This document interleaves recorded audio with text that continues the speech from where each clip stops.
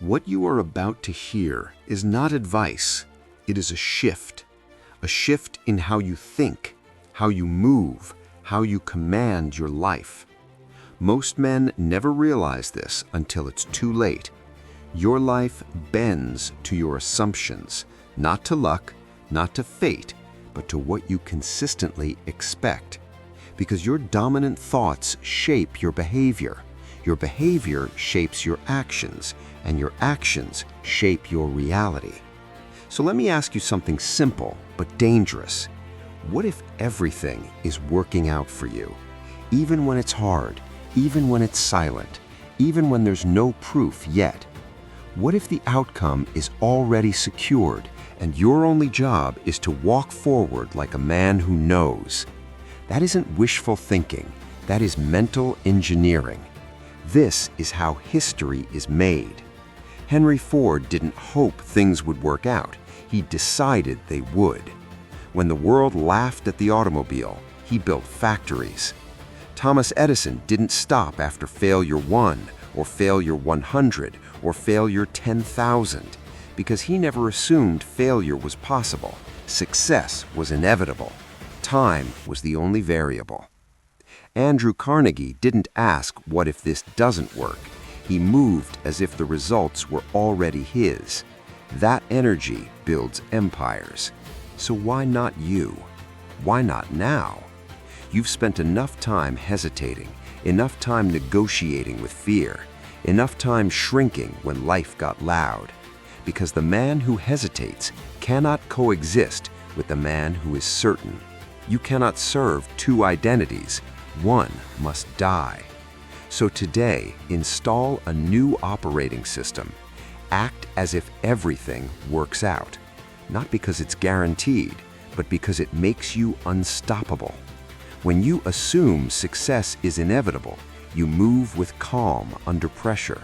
You speak with authority. You stop begging life and start commanding it. This is not motivation. This is reprogramming. Repeat it daily until your subconscious accepts it as law, until doubt withers in the presence of your calm, because fear cannot survive where faith is dominant. So listen carefully. What if it all works out? Not just the wins, but the delays, the betrayals, the confusion, the silence. What if every setback is construction? What if every detour is precision? What if the pain is shaping the exact version of you your future demands? Most people don't live from that assumption. They wake up bracing for failure, expecting disappointment, rehearsing worst-case scenarios. And because they expect it, they unconsciously move toward it.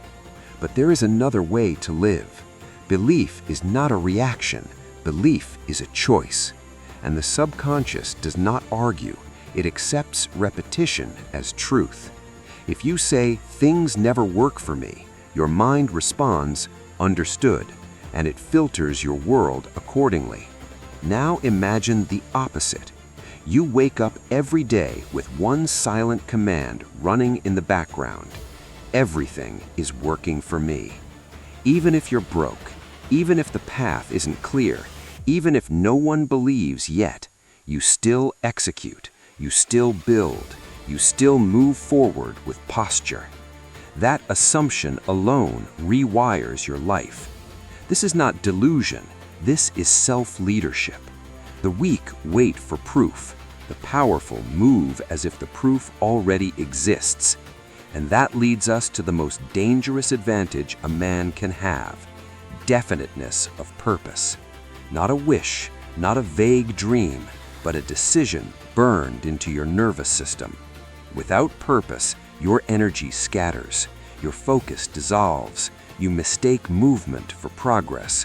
But when your purpose is clear, your path narrows, your decisions simplify, your hesitation disappears. You stop asking life what's possible and start commanding what will happen. Every great man had this: Lincoln, Ford, Carnegie, Schwab. Not because they were perfect, but because they were decided. So here's your instruction. Write one sentence. Not 10, 1. What must you build? Who must you become? What is non-negotiable? Read it every morning, write it every night. Not until you feel inspired, but until it replaces doubt. Because clarity is power, and purpose creates immunity against distraction.